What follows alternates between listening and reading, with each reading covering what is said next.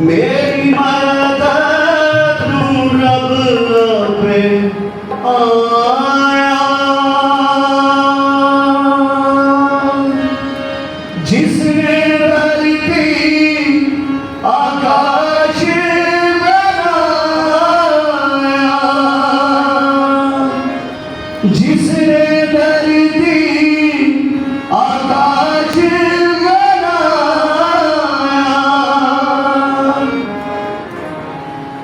تیرے پیمانوں نے قرارا مدد میں کسے پکارا اکھیاں جھکنا ہمیں پہاڑا مدد میں کسے پکارا مدد میں کسے پکارا.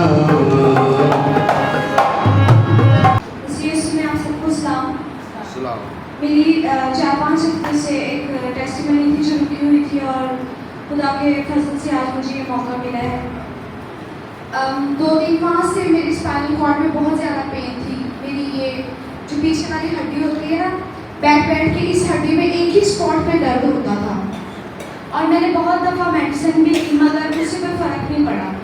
تو ایک ہفتے میں جب چرچ آئی تو میں نے خداوند سے دعا کی اور میں نے خدا سے بولا کہ میں نے اب جانے کے بعد کسی ڈاکٹر کے پاس نہیں جانا, مجھے چرچ میں ہی شفا چاہیے. تو خدا نے مجھے شفا بخشی اور میں خدا کا شکر ادا کرتی ہوں. اور میری اس قرآن کا مقصد یہ ہے کہ جتنے سننے والے ہیں سب خدا پر پورا بھروسہ رکھے. جب میڈیسن کام کرنا چھوڑ دیتی ہے تو پھر یسوع کا خون کام کرتا ہے. Thank you.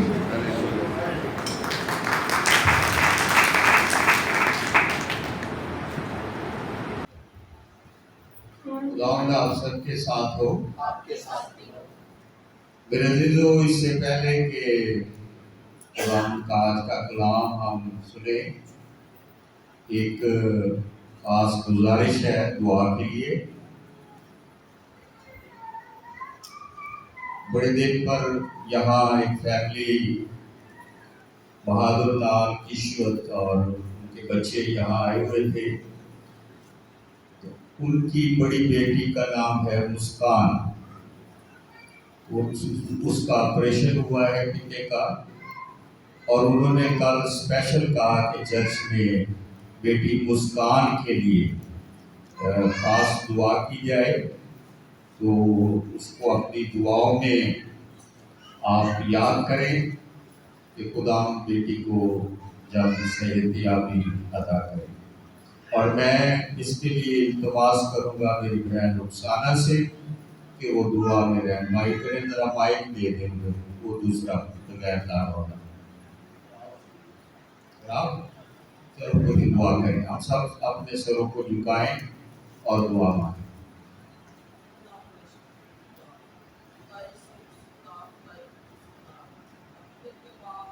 السلام علیکم. خدا شکر کرتے ہیں کہ آپ ہمارے ساتھ کے خدا ہیں. آپ کا نام کلام خدا ہے. آپ کا نام لینے سے اندھے دیکھتے ہیں, نبی چلتے ہوتے ہیں. تھوڑی پاک صاف کیے جاتے مجھے خدا کے بیٹے کی آواز سے سننا ہوتی ہے, کیونکہ خدا جی آپ کے نام میں قدرت پائی جاتی ہے. آپ اپنا کلام نازل فرما کر شفا بخشتے ہیں. خدا اس بیٹی مسکان کے لیے جنہوں نے بڑے ایمان کے ساتھ یہ درخواست رکھی کہ ساری جماعت مل کر چرچ میں بیٹی کے لیے دعا کریں. خدا ہم متفق ہو کر آپ کے خاتموں کے ساتھ متفق ہو کر مسکان بیٹی کو آپ کے لہو میں چھپاتے ہیں. سر کے بالوں سے لے کے پاؤں کے تلوے تک آپ کی شفا بخشنے والی قدرت اس بدن کے اندر کام کر جائے اور میرے مسیح یسوع کا نام عزت اور جلال پائے, جو سب ناموں سے اتم نام ہے, جو سب سے پاک ہستی ہے, جس کے نام میں قدرت ہے, جلال ہے, حشمت ہے, بزرگی ہے. اس نام میں مسکان بیٹی کو خدا جی آپ کے لہو میں چھپاتے ہیں. آپ نے فرمایا جو کچھ تم میرے باپ سے میرے نام سے مانگو گے وہ سب کچھ تمہیں مل جائے گا. آپ بڑے ایمان کے ساتھ مسکان بیٹی کے لیے خدا کی ترازی بھی اسلام دی جاتی ہے اور شفا چاہتے ہیں. शिफा चाहते हैं यीशु मसीह के नाम में आमीन आमीन। आमीन। खुदावंद आप सबके साथ हो। मेरे अजीजों, आज पाक सैक्रमेंट है और आज हम पाक सैक्रमेंट के हवाले से 3 बातों पर ध्यान देंगे जो हमारे सीखने के लिए, हमारे जानने के लिए या इल्म के लिए निहायत ही ज़रूरी है। पहली बात, यूकरिस्ट के कितने नाम या कितनी इस्तिलाहात इस्तेमाल हुई है पाक कलाम में, और दूसरी सैक्रमेंट जब हम कहते हैं तो इसका क्या मतलब है, इसको सीखना है। और तीसरी है कि पाक ईशा के ज़रूरी नुकात। जब यूकरिस्ट की बात करते हैं तो ये मसीही इबादत की खास रस्म है या सैक्रमेंट है। बाकी तमाम जो इबादत हम करते हैं वो पीछे से जो यहूदी इबादत खानों में तरकीब लेकर आते थे उसको इस्तेमाल करते हैं, मगर इसमें अगर एक खूबसूरती और एक नया रंग जो दिया गया वो खुदावंद यीशु मसीह ने यूकरिस्ट पाक सैक्रमेंट के वसीले से इस इबादत में ये हमें सिखाया और हुक्म दिया। और इसमें जो इस्तेमाल होता है रोटी और शीरा, अंगूर का शीरा, ये आम चीजें हैं। रोटी एक आम इस्तेमाल, हम रोज रोटी खाते। हमारा कल्चर हमारे मुआशरे में या एशिया को देखें तो यहाँ इंसान की खुराक जो सबसे सस्ती है वो आटा और रोटी है जो हम इस्तेमाल करते हैं। अंगूर क्योंकि वहाँ ज्यादा इस्तेमाल होता है, वहाँ ज्यादा पैदावार है, तो उसका शीरा खुदावंद मसीह ने इस्तेमाल किया, मगर इसका एक खूबसूरत रंग दे दिया कि रोटी को कहा तोड़कर कहा ये मेरा बदन है जो तुम्हारे लिए दिया जाता है, और खून को कहा कि शीरे को कहा ये खून मेरे नए अहद में खून है, इसे पियो, लामती तौर पर ये है।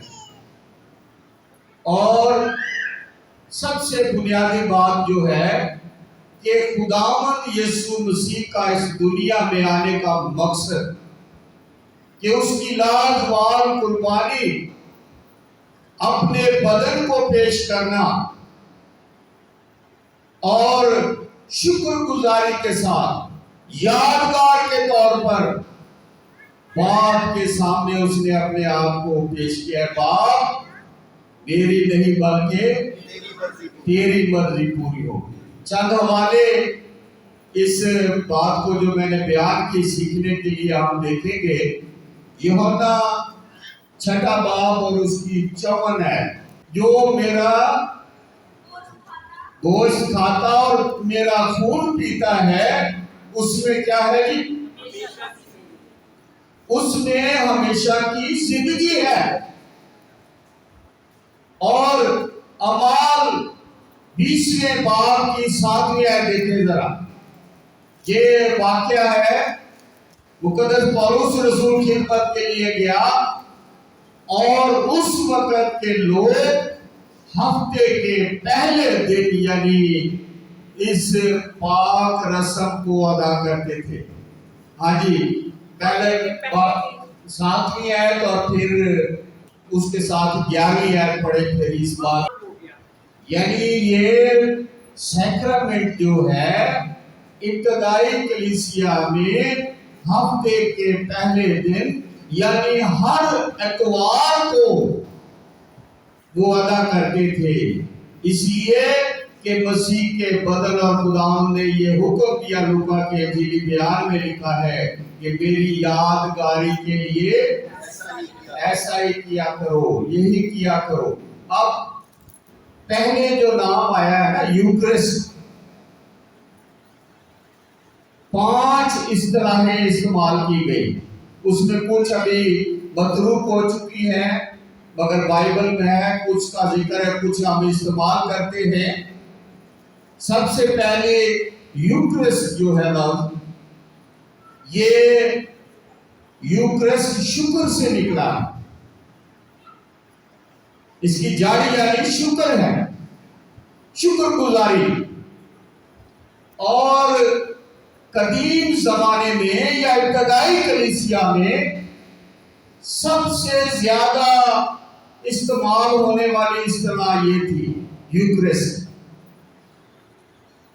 اور یوکرسٹ کا مقصد کہ جس طرح انسان اپنا زندگی خداوند کو دیتا یا خدمت کرتا ہے، خدا کا خادم بن جاتا ہے، تو بہترین خدا کو پسند اس کی خدمت یہ ہے کہ پورے طور پر یہ نہیں کہ ہوگی کرو تو یہی کرو تو ادھروں بھی کام بھی شروع کر رکھو، یہ نہیں، پورے طور پر کمٹمنٹ کے ساتھ آپ خدا کی خدمت کریں۔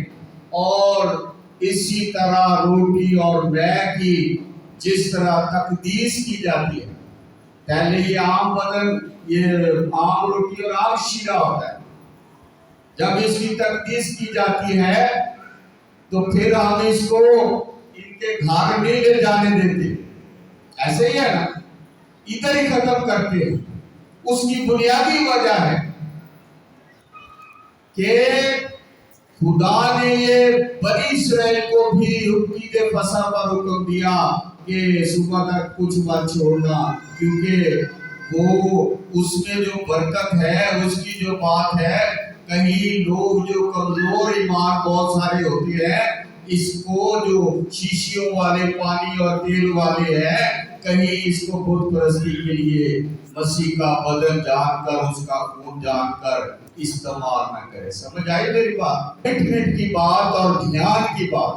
اور اس کہتا ہے نا کہ بغیر سوچے سمجھے بھی، دیکھا دیکھی بھی اس میں شریک نہیں ہونا۔ یوکرسٹ کا جو مطلب ہے وہ ایک حوالہ ہے پہلا کرنتھیوں 14واں باب 15ویں آیت، 15ویں اور 16ویں آیت، اصل 16ویں آیت ہے، 15ویں اس کے ساتھ لنک ہے۔ بس کیا کرنا چاہیے؟ میں روح سے بھی دعا کروں گا اور عقل سے بھی دعا کروں گا۔ میں روح سے بھی دعا کروں گا اور عقل سے بھی دعا کروں گا۔ روح سے بھی گاؤں گا اور عقل سے بھی گاؤں گا۔ روح سے بھی گاؤں گا اور عقل سے بھی گاؤں گا۔ ورنہ اگر تو روح ہی سے حمد کرے گا تو ناواقف آدمی تیری شکر گزاری پر آمین کیوں کر سکے گا؟ یعنی جب سمجھ ہی نہیں آ رہی کسی بات کی اور کرے گا تو اس کی نہ تجھے فائدہ اور نہ سننے والے کو فائدہ ہے، اس لیے کہ وہ نہیں جانتا کہ تو کیا کہتا ہے۔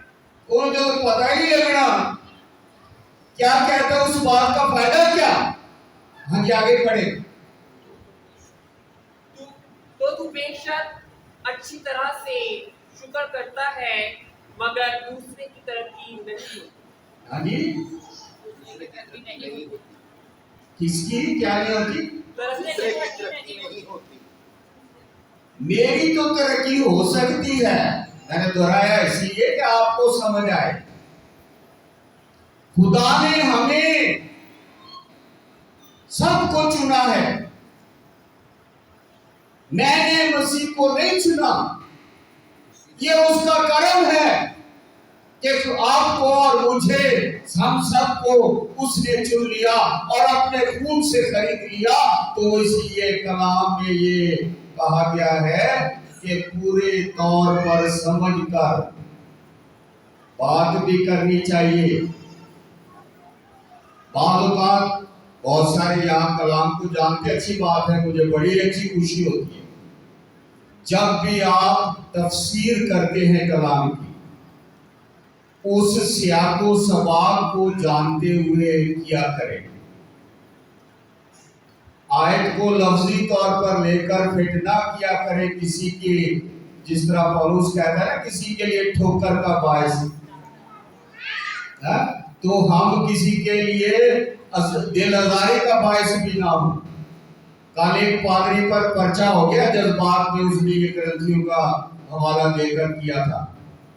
اس لیے سوچ سمجھ کر کرنتھس کی کلیسیا کو پولس لکھ رہا ہے اور ہم پھر اور جگہ کر رہے ہیں، یہ غلط طریقہ ہے۔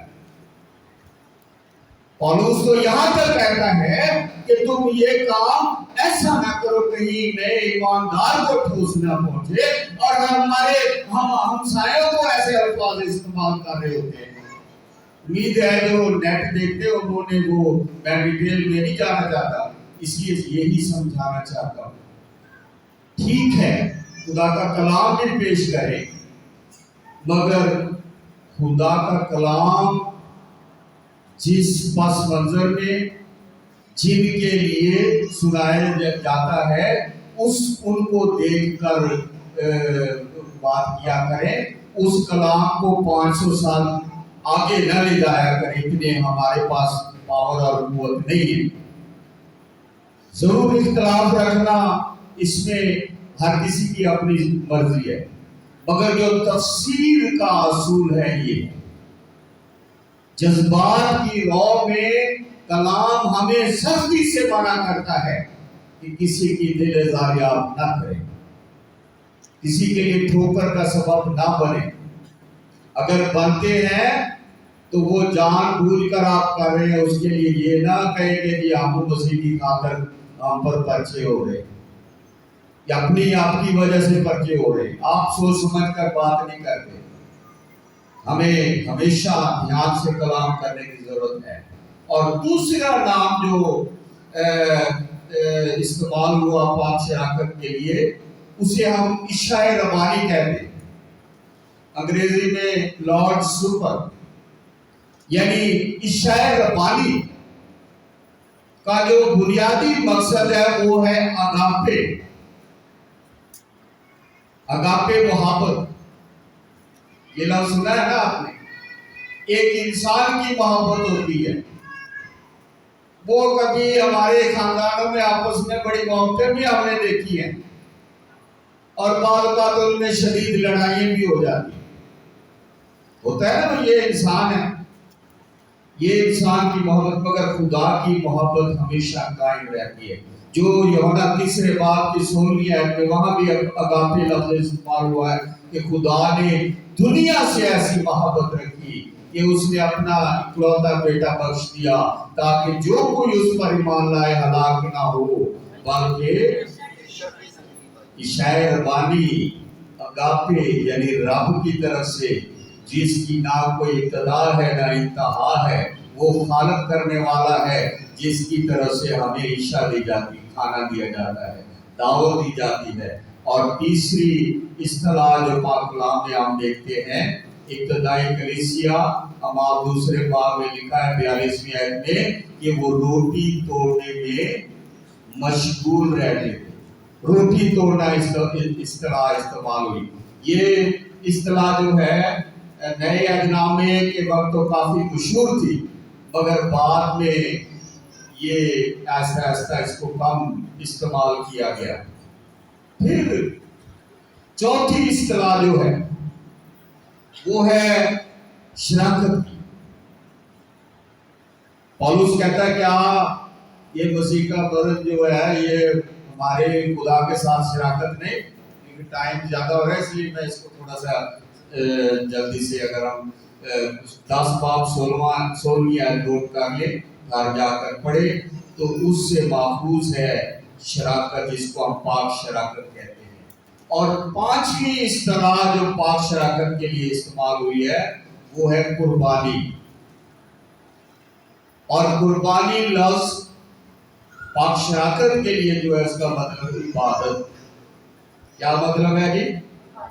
عبادت، دعا کرنا، تقدیس کی دعا کرنا، اور پھر اس کے بعد دوسرا جو سیکرمنٹ جس کو کہتے ہیں، یہ پہلے نمبر پہ قانونی اصطلاح کے طور پر 2 فریقوں میں استعمال کی جاتی تھی، ان کے لیے جن کے آپس میں لین دین ہوتا تھا، پیسے لینے دینے.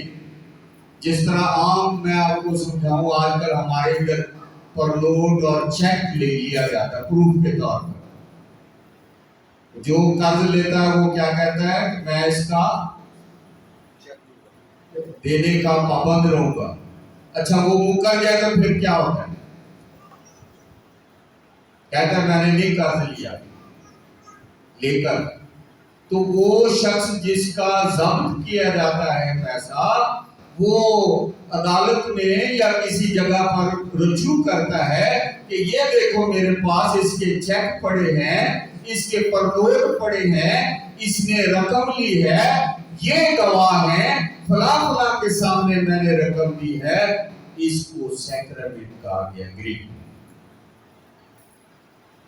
دوسرے نمبر پر یہ فوجی اصطلاح سیکرمنٹ جو ہے، جو